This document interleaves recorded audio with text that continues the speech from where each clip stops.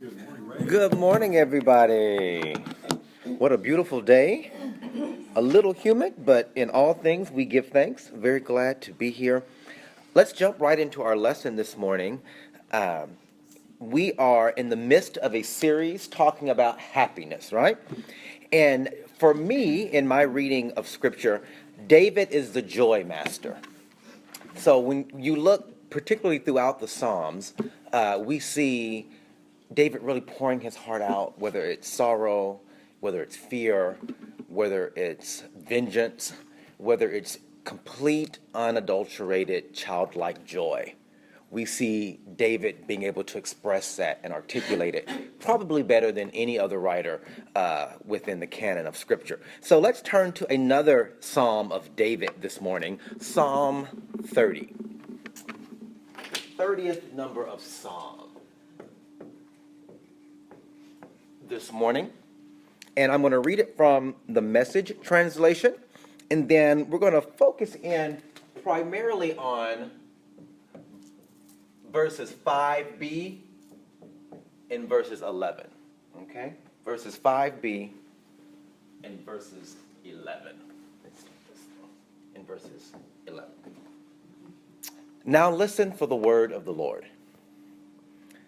I give you all the credit, God. You got me out of that mess. You didn't let my foes gloat. God, my God, I yelled for help and you put me together. God, you pulled me out of the grave, gave me another chance at life when I was down and out. All you saints, sing your hearts out to God. Thank him to his face. He gets angry once in a while, but across a lifetime, there is only love. The nights of crying your eyes out give way to days of laughter. When things were going great, I crowed, I've got it made. I'm God's favorite. He made me king of the mountain. Then you looked the other way and I fell to pieces. I called out to you, God. I laid my case before you. Can you sell me for a profit when I'm dead, auction me off at a cemetery yard sale? When I'm dust to dust, my songs and stories of you won't sell, so listen and be kind. Help me out of this. You did it, you changed wild lament into whirling dance. You ripped off my black mourning band and decked me with wild flowers. I'm about to burst with song. I can't keep quiet about you, God, my God. I can't thank you enough. Now, verse 5b, which in the Message translation reads, the nights of crying your eyes out give way to days of laughter, may be more familiar to you. Weeping may endure for a night, but joy cometh in the morning. And verse 11, which reads in the Message translation, you did it, you changed wild lament into whirling dance, reads in the traditional King James, thou hast turned for me my mourning into dancing. Thou hast put off my sackcloth and girded me with gladness. The word of God for the people of God. Thanks be God. Thanks be to God. So verse 5b says that weeping endureth for a night, but joy cometh in the morning.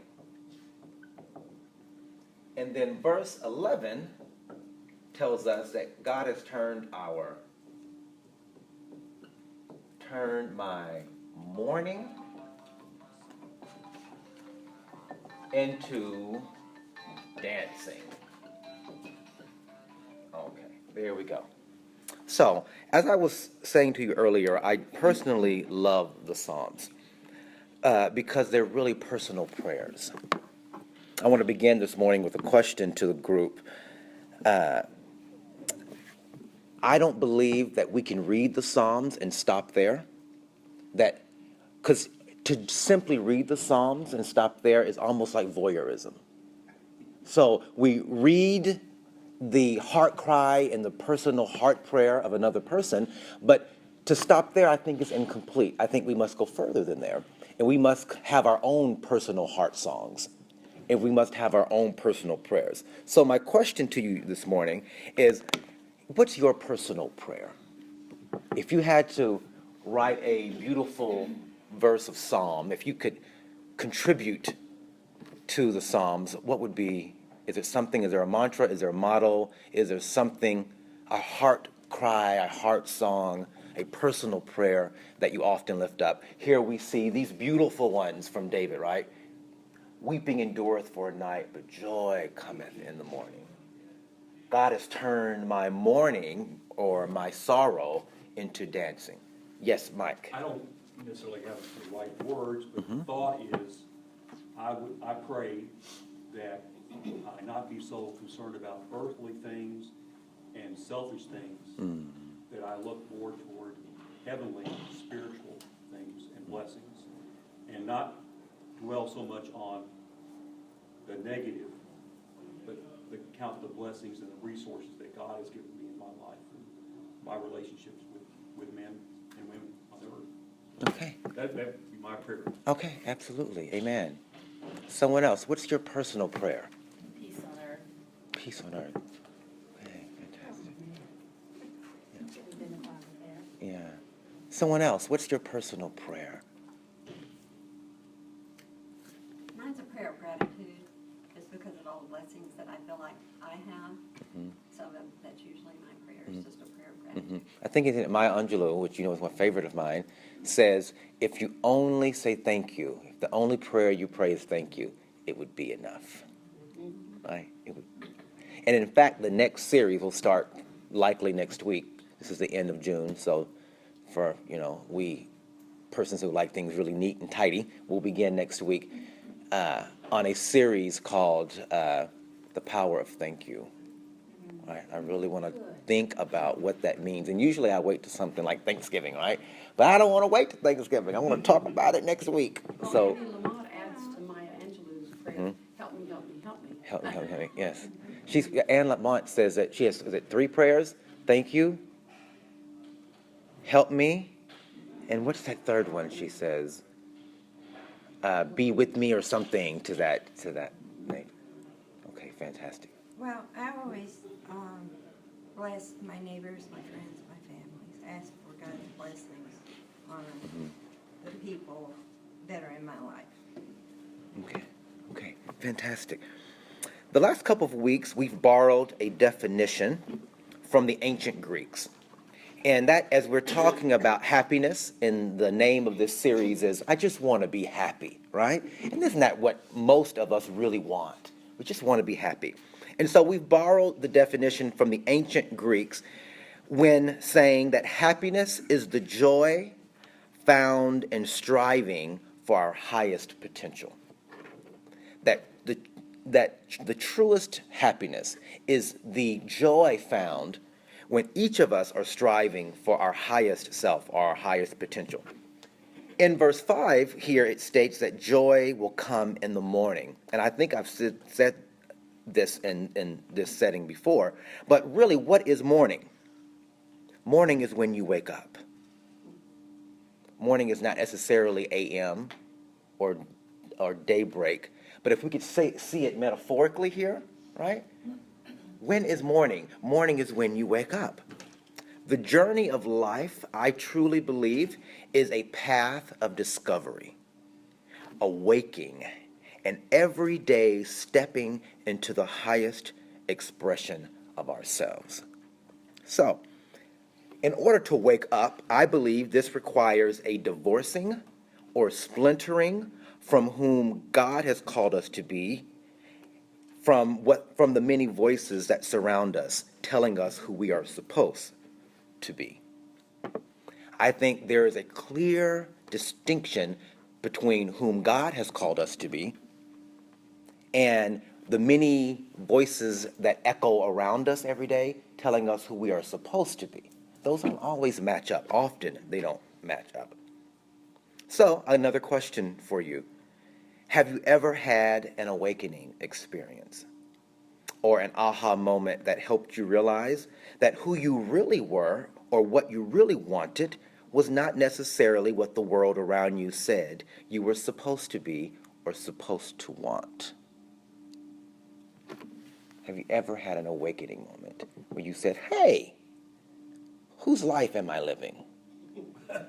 It's a great life, but is it mine? Parker Palmer, sociologist, great writer from the Quaker tradition, often talks about living the authentic life. And I was going through a really interesting time in my life, and I walked into the associate chaplain's office when I was a graduate student at SMU, and the associate chaplain of the university, who's actually from the Catholic tradition, handed me a little book by Parker Palmer. And the name of that book is Let Your Life Speak. Let Your Life Speak. Isn't that a good, you know the book? Good book. Little bitty book, but good book. And in the book, he talks about that your life will speak to you. Your soul will speak to you, who God has called you to be, but you have to listen to it. And if you get caught up in what the world says you are supposed to be or supposed to want, that you will live a life that's constantly in conflict with who God is calling you to be. And he talks about his own journey of growing up and going to school and getting a PhD. He's a sociologist. And then realizing, that's not what I'm supposed to be doing. All that time and energy and effort and money. And he realizes, I'm really not meant to be a college professor. This is really not who I am. This is not what I want to be in the world. This is not who I feel God is calling me to be. But he grew up in a time, and he, talks about he's a boomer, baby boomer, and, and the ambition of baby boomers and what, you're supposed to go and do and be, and all this echoing around him, telling him what he was supposed to be and do, and him waking up going, wait a minute, this is not who God is calling me to be. I really am more fit to be this or that or the other. So again, have you ever had your own moment where you said, wait a minute, this is maybe not what I'm supposed to be or be doing in the world, though it's what I've been told I was supposed to be. Have you ever had one? Have you ever had the sense that though you had a great life, something just wasn't where it was supposed to be? Right? Because we're talking about, I just want to be happy. And we often associate success with material outside things. And there are many times, I think, in our lives where we aren't necessarily wanting for anything materially. We have food, we have shelter, we have a pretty good life, right, compared to many other people in the world. Yet we ain't happy. And that's really the point that I want to drive home this morning, is what is that thing that though materially we are blessed, though we have on the outside all that the world says we are supposed to have or to be, but there's something in us that's still not happy. And if you remember last week, we said the antithesis or the opposite or the enemy to happiness is not unhappiness. Unhappiness is actually a cue from your soul letting you know something's not right. That in order to feel discontentment or unhappiness, it's not a bad thing. But we're taught to feel badly about being unhappy. And really, it's just a cue to you that, what's not right then? It's a cue to wake up, right? It's your alarm clock saying, it's morning, joy has arrived, open your heart and receive it. But instead, we're taught to feel bad because we have things. Oh, I really shouldn't be unhappy. I have all these things. So why am I unhappy? And really, it's our soul calling to us. It's God, it's the Spirit calling to us, asking us to awaken to a greater expression of who you are called to be. I know I've had many awakening moments in life where I thought, hey, wait a minute. One of them is when I was married. And I had a really good life. Had a brand new house out in McKinney and a brand new subdivision and had 2 brand new cars and had 2.3 kids. And I would drive to the driveway. 2.3, yeah. Had 2 and one little bitty one, 2.3. And I I would drive into the driveway in the evening and not want to go in because I was so unhappy. You can be in a crowd full of people and be as lonely as you can possibly be. And it was, in many ways, my life, my soul, God's calling to me, that something was not right, that I had entered into a life that did not belong to me. Great life, but in some ways it was not mine. In some ways I was not being who God wanted me to be in the world in some way.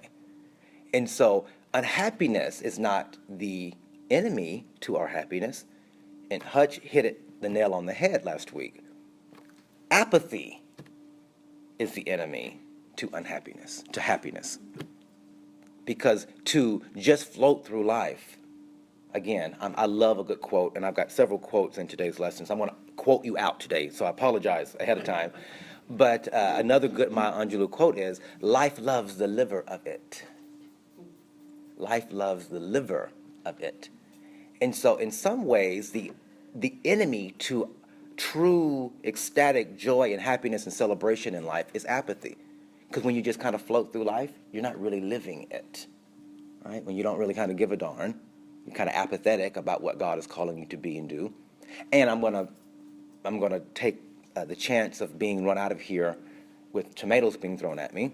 But what I have often noticed is that people 50 plus begin into a season of apathy in their life. I've done it. I'm tired. I don't want to do anything else. Ask somebody else to do it. I just want to coast. And the response that feels like it comes from my soul is, no! There is more to do. There is much to learn. There is much to give. How dare you sit back and say, I'm through with that, right? There's much to be given. There's much to be taught from your life's experiences. No, it's not time to shut off and coast and let somebody else do it. It's actually time to put it into overdrive, right? To steal every day that you're alive as an opportunity to step into the fullest expression of who God has called you to be. Every day.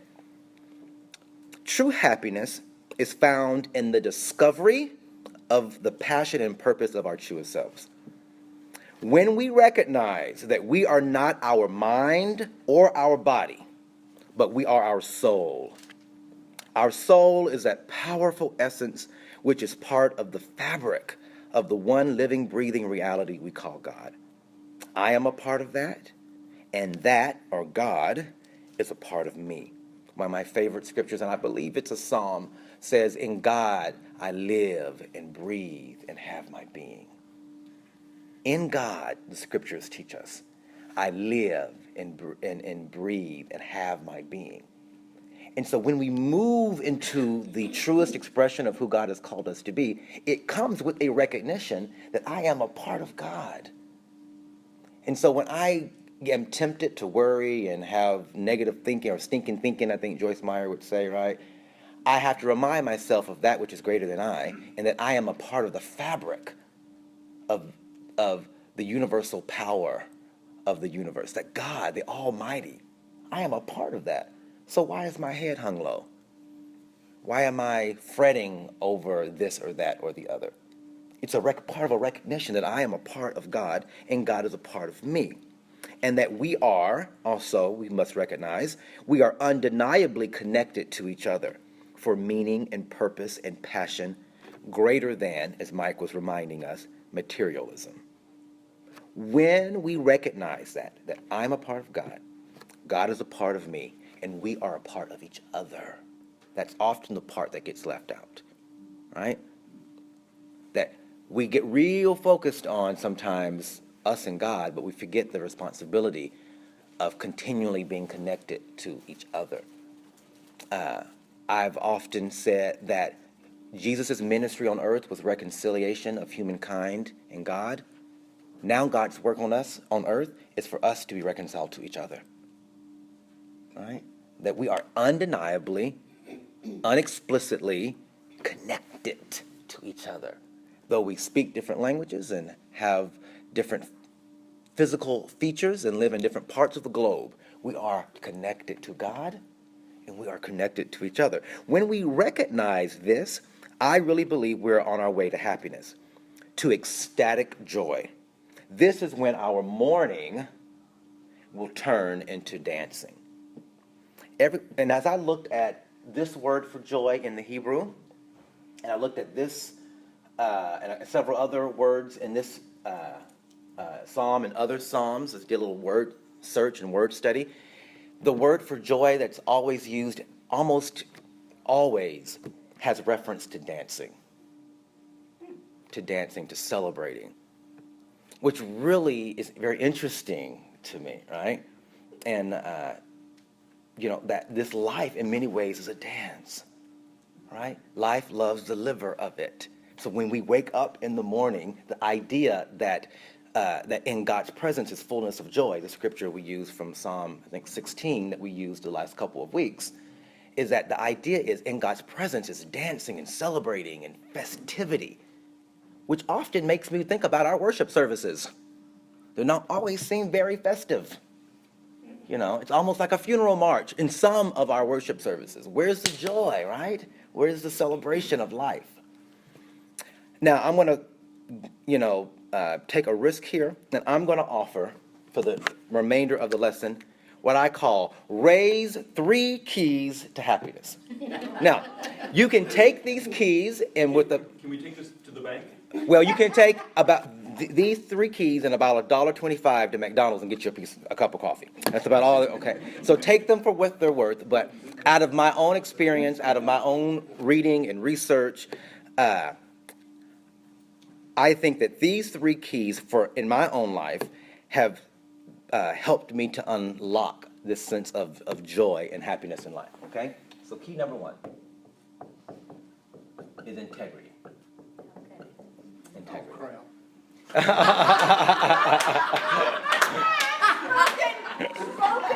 Well, there's always 2 out of 3. That's right. 2 out of 3 ain't bad, right? 1 out of 3. Well, That's usually, I'm a little vertically challenged. I'm I'm about 5'8", not very tall. And so when people say tall, dark, and handsome, I say 2 out of 3 ain't bad. 2 out of 3 ain't bad. I got the tall, I got the handsome, and I got the dark, but I ain't got the tall. 2 out of 3 ain't bad. You can't win them all, Hutch. But okay, integrity. Okay. Gandhi says, here's one of my quotes that I love, and I've actually got this written on my board at work in my little cube, right? Happiness is when what you think, what you say, and what you do are in harmony. But you got to think about feel while you're at it. Mm-hmm. Say it again, please. What you do, what you think, what you say, and what you feel. What you feel. So happiness or integrity for me, right? And I get some of this from Parker Palmer, right? The idea, he's got a great book called The Undivided Life. Oh, The undivided, meaning that if there is an undivided life that we should be living, then some of us may mistakenly be living lives that are divided, meaning there is no harmony in what we think, what we say, and what we do, and I think we could add to it Feel. what we feel, right? he's over here punching me Okay, real hard. so, however, I think I think feeling. thinking and saying and doing leads in many ways to how you feel, that's right? what I say, cognitive behavioral therapy, your thoughts cause your Feelings, feelings, and your absolutely. feelings cause your actions. Absolutely. But it's a congruency that you need to work on. Yeah. Feeling is just as. But feelings And be aware of. So, how do you use feelings? When you are feeling icky, like I was talking about unhappiness, right? It's a cue. Don't hide it. Don't cover it up. Don't drink it away. Don't eat it away. Don't stuff it away. And it comes out in passive-aggressive forms, right? When you are feeling something, it is a cue that what you are thinking or possibly saying and doing is not in harmony. Your feelings and your emotions are powerful cues to say, hey, wake up. Something's not right. Have you ever said something or did something and it bothered you because somehow you don't feel like you did it in a way that matched your values? And instead of stuffing that feeling away, that feeling is there to say, hey, what's going on? Let's reevaluate, right? I've often heard it called feeling some kind of way. Because you really can't put your finger on it. You just know you feel some kind of way. Like, I feel uneasy. I feel like something's not right, right? I've got a favorite saying. Yes. I OH more of a, it's easier to act yourself into a better way of feeling than it is to feel yourself into a better way of acting. I like that. I could like that. And sometimes you have to do it, Whether you feel it or even not. when you don't feel it. Absolutely. Fake it till you make it. I had a high school teacher in 10th grade tell me that, and I've never forgotten it.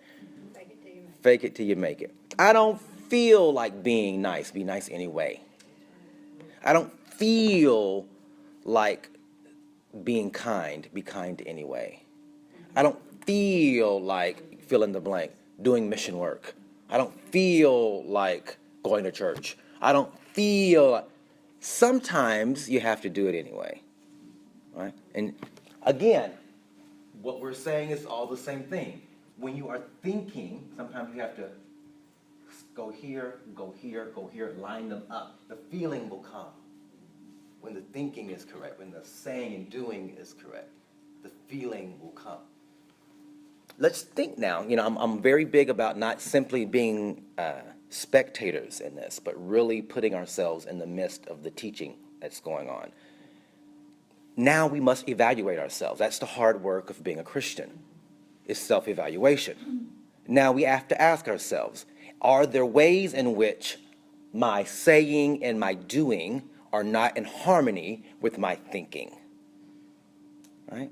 Do we come into this place and profess one set of values about the world and how we treat people and who we are, and then when it's inconvenient, you know, we kind of throw those values aside? So if it is a value, and it is of mine, that all people be treated with dignity and respect and love, then when I am in a group of friends and inappropriate jokes are being told, do I say something or do I go along with it? Because it's just kind of inconvenient to be the stick in the mud, right? This is, Gandhi teaches us, this is happiness, integrity, right? When what you think and say and do are in harmony, right? Or oftentimes when you are doing and saying, but it's really not your intention, right? And there's ulterior motives, that means your thinking is not lined up. So you can really do good things in the world and have such terrible ulterior motives for doing them, right? Because something's in it for you, or you're trying to manipulate people or the situation in a certain way. Again, although your actions seem very honorable, your intention behind them are really not that honorable.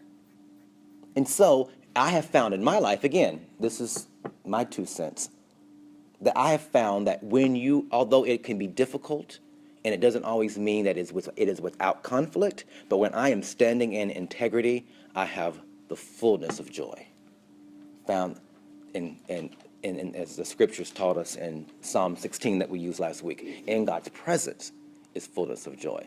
I don't believe God is scattered, right? I believe that God has that the Spirit of God has integrity and harmony. Every great tradition has taught us so. And when I am acting in that sense of harmony and integrity, I am full of joy. I may be persecuted, as scriptures tell us, for righteousness' sake, but I still feel great joy. See, it goes much beyond convenience or being safe or having everyone like you or being popular, right? Joy is much deeper than that. It's much deeper than that. Living a life that is full of joy is, for me, when I live a life that is full of integrity. And all of these really are connected because the next one for me is honesty. I, about 2.5 or 3 years ago, started using as one of my mantras in life, right? Do no harm, right? That's one. My grandmother used to say, anything worth doing is worth doing well.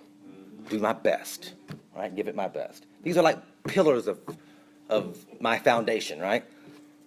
One of them has come in kindness. I used to teach my 7th graders when I was first teaching school. Nice matters. I just think that it is not only an oxymoron, but a complete farce to be a mean Christian. How do they go together? Just my first church I pastored had the lady, she was so mean. She was just angry and mean and nasty and hateful. And I thought, how in the world? You know, but on the first front pew every Sunday, I just couldn't quite wrap my mind around it, right? Nice matters. These are just pillars for me. One of my pillars is just tell the truth. Okay, easier said than done, right? Easier said than done. Seriously about living. So 1 out of 3. Yeah, but scriptures tell us to speak the truth in love. So the truth doesn't have to be malicious. It doesn't have to be mean, again, right? It doesn't have to be purposely hurtful. But at the end of the day, I must tell the truth. That's why people have asked me, have I ever thought about entering politics? And I thought, I think would be an honorable way to serve, you know. But I just like to tell the truth. And politicians of every stripe and spot don't do that very well, right? It's all about the polls, and it's all about what people, you know, and for instance, I was hearing a conversation on the news because Hillary Clinton is probably going to run for president. She just probably is. I think she's too ambitious not to. She's got a granddaughter. Yeah. Grandchild on the way. I just think there's something, some people are born with something in their belly and they can't let it go, right? I just think that to go down in history as the first female president, I don't think she can let it go. Well, when she's charging $250,000 for a speaking engagement, she's drumming up money. Yeah, yeah. That was on the news this morning also. There was a conversation about her evolution around gay marriage, you know, that she began no, and now she's yes. And the conversation was, it's that politicians tell you what they think you want to hear. So when the polling said that the majority of Americans was against gay marriage, she was no. And when the polling changed, and now the majority of Americans are actually in favor of gay marriage, now she's like, yes. Strategic, probably. Politics, as usual, of course. Can I do it? No. Because one of my pillars is just tell your truth. Now, tell your truth. Don't speak for others and say what is true for them. Right? Tell your truth. And if you have not had an experience, for me, for instance, to say, you know what, I think all Jews, blah, blah, blah, blah, blah. I have no right to say that because I have not walked in the Jewish experience, and I can say based on research, based on what I've read, but I can't really speak truth for Jewish people, right? I think men have had to learn that about women. You know, well, women, how you really think women want? Well, you're not a woman, right? And so you have not walked that experience. So your truth is possibly very different than the truth of your female counterparts. Likewise, however, whatever your truth is, I think you must speak it. I saw a hand. Did I not? Okay. Couple of quotes, a few quotes. Franz Kafka, a Czech philosopher and writer back in the late 1800s, said, don't bend, don't water it down, don't try to make it logical, don't edit your own soul according to the fashion. Rather, follow your most intense obsessions mercilessly. Oh, that's so good. That's so good. Let me read it again. Don't bend, don't water it down, don't try to make it logical, don't edit your own soul according to the fashion. Rather, follow your most intense obsessions mercilessly. Of course, the word fashion here is not talking about clothes. It's just talking about the trends, right? Whatever's going on in public. But because it did use the word fashion, one of the people that I think of is Whoopi Goldberg when I think about the statement. She's just so much herself. And, you know, she's been called ugly, and she's been called this and that, and she's, well, this is who I am. You don't like my hair, you don't like my clothes, you don't like, but she's just very authentically herself.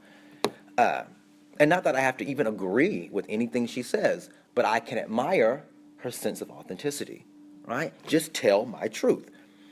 Howard Zinn, the famous historian, says, but I suppose the most revolutionary act one can engage in is to tell the truth. Howard Zinn is the father of many ways with what's called bottom-up history. So we know that most history is top-down. Most history is, when you read a history book, what was the president doing? What were these leaders doing? What were these decision makers doing, right?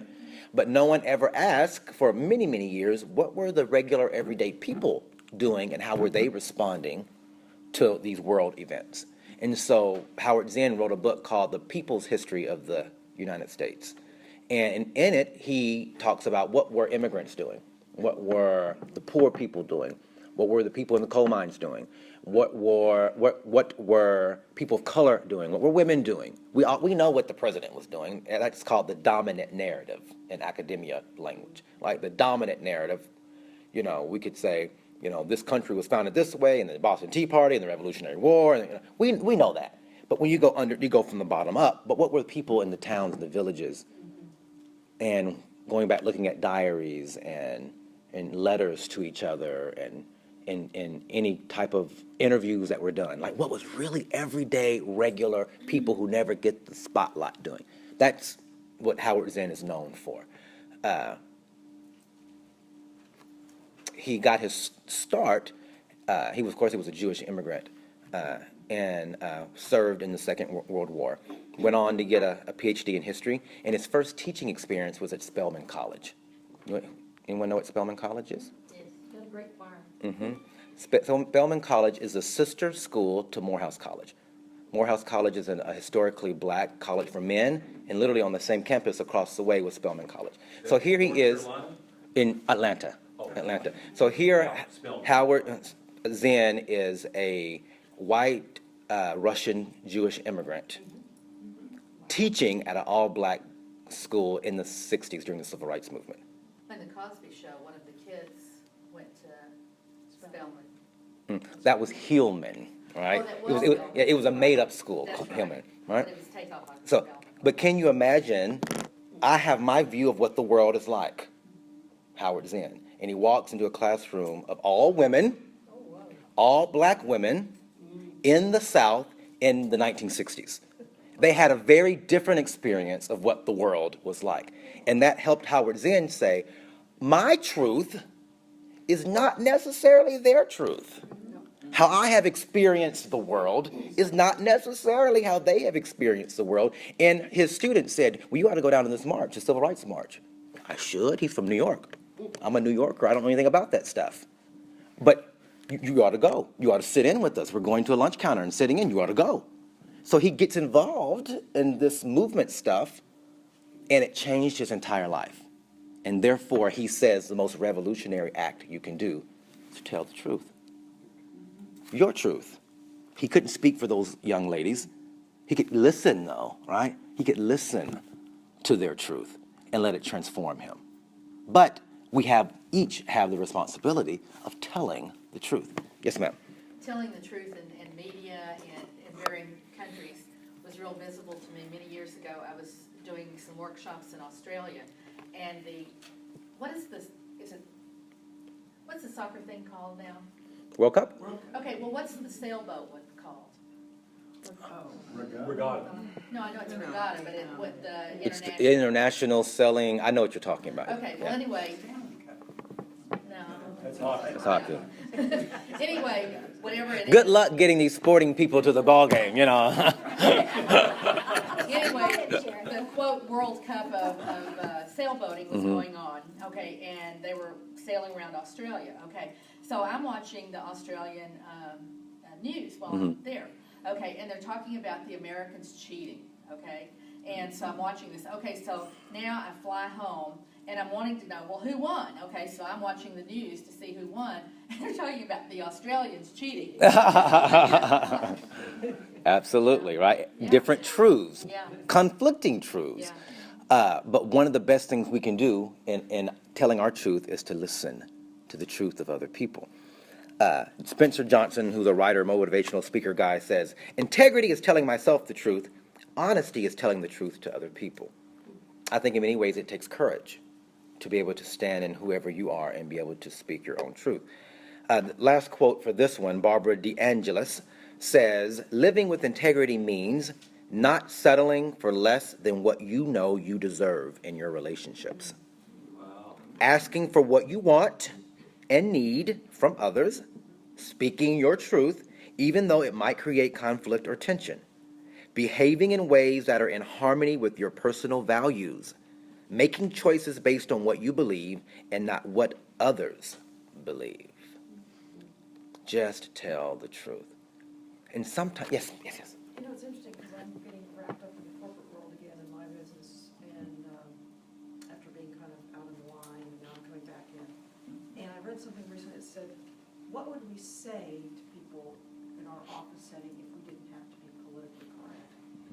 Because if you tell the truth in the office, you might as well have a resume ready. Right. And take that chance, maybe that's what the bottom line is. Because people do not like to hear the truth. They don't like to hear your opinion, they don't want to hear, you have to phrase it politically so you don't piss anybody off. Right. So that's You gotta, that's a big go with the company store.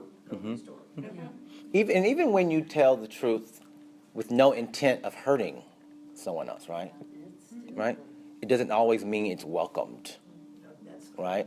Especially when you think about, I love this one because Barbara DeAngelis is a relationships expert, PhD relationship expert, but she's talking about relationships now, whether they be friendships or romantic or otherwise.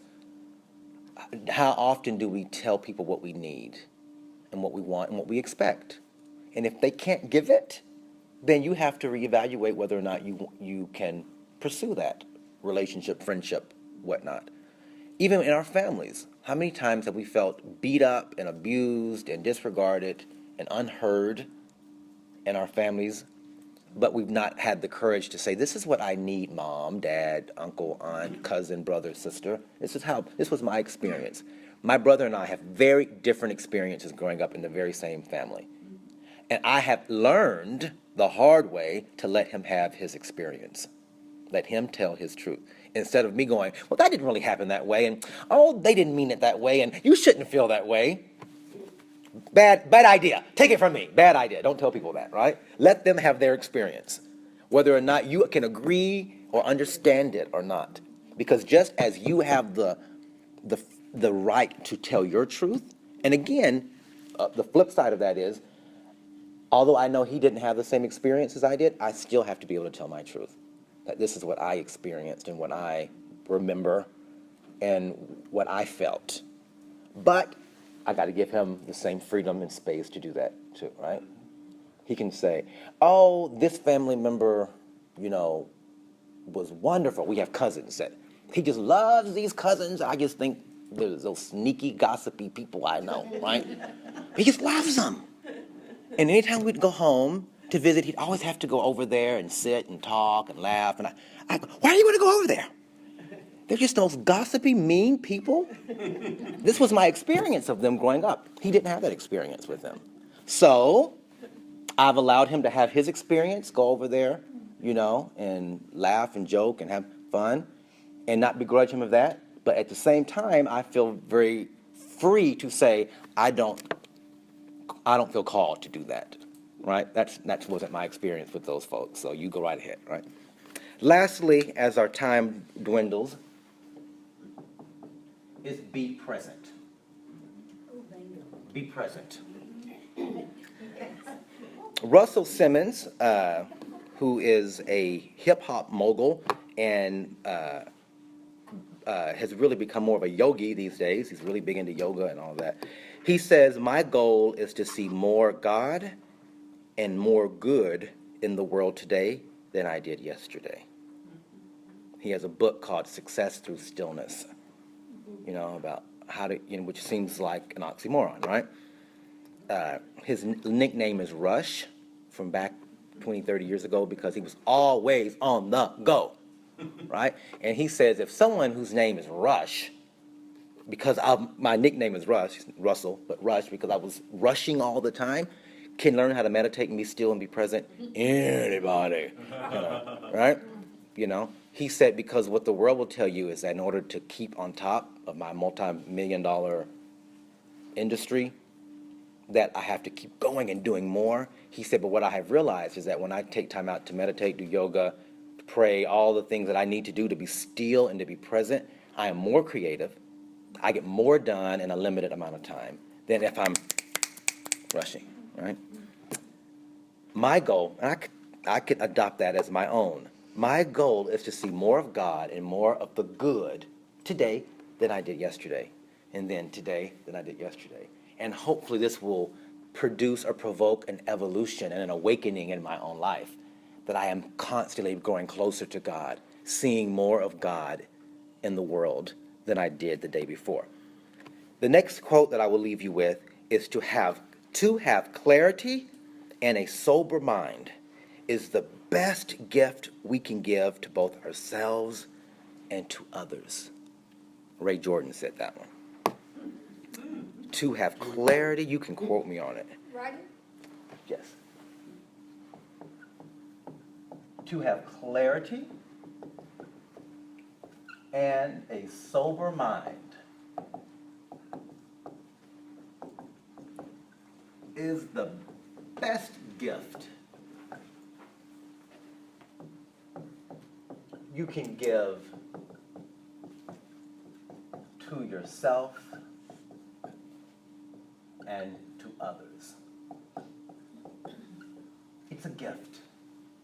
It's a gift to have clarity of mind. Because clarity of mind helps us live in honesty and integrity. A lot of people in the world, and I have been there at one point in my life, couldn't live in integrity, couldn't live in honesty, because they didn't know who they were. They weren't clear about what their values were in the world. Now, they were clear about the values of their parents, and they were clear about the beliefs and values of society, but they weren't necessarily clear about who they were called to be in the world. I have learned that I am a teacher. When I am my best self, I am a teacher. Now, growing up, I didn't know what to do with that because I wanted to be an attorney, or I wanted to be this or that, I wanted to be a psychologist at one point in time, all because people told me, well, you can't make a living being a teacher. You can't. Now, being a teacher has transformed into many different ways in my life, whether I'm behind a pulpit, whether I'm doing life coaching kind of things with people, or whether or not I'm sharing a glass of wine with friends. When I am at my best, I am teaching. And so instead of limiting whatever that is, I recognize that's my soul's calling, is to teach in some way, whether I'm writing, I'm blogging, I'm always teaching. So I have realized that's who I am when I am at my best self. And now I'm surrendering myself and allowing God to take me and take that and use that in whatever way God wants to. But it took some time. That's my truth, right? And so it took some time to be present and to be clear about it, because I had everyone else in the world telling me, you should go into business, you should go into politics, you should do this, you should do that, you should be that in the world, you should be this in the world. And I had to say, hush already. I got to get present and be clear. And when I am clear and I am my best self, it's a gift to me, but it's also a gift to you. When I show up at my best, it's a gift to your family if you can show up at your best, clear about who you are in the world. And it brings such joy. I told you last week, I leave here buzzing because I have shown up with my best self that I have to offer. And my best self cannot be compared to somebody else's best self, right? I have to get clear about me and who I am and how I do it. Have you ever said, no matter how good you are at something, oh, if I could just be as good as that person, or if I could just have that gift. I said it yesterday. If I could just play the piano like that person, oh my God. I was thinking that yesterday, the piano. Oh, and either is that a calling to get busy learning it, or is it really a distraction from what you're really called to do? You just got to get clear on it, right? It could be a calling to go learn something new, or it could be a distraction that you're not called to be a this or that or a classical pianist, It's really not even something you have aptitude for. Such distraction. Stop comparing yourself to someone else. one or the other. It knocks you down when you start doing that comparison. Absolutely. It's 12 o'clock. To God be the glory. Amen.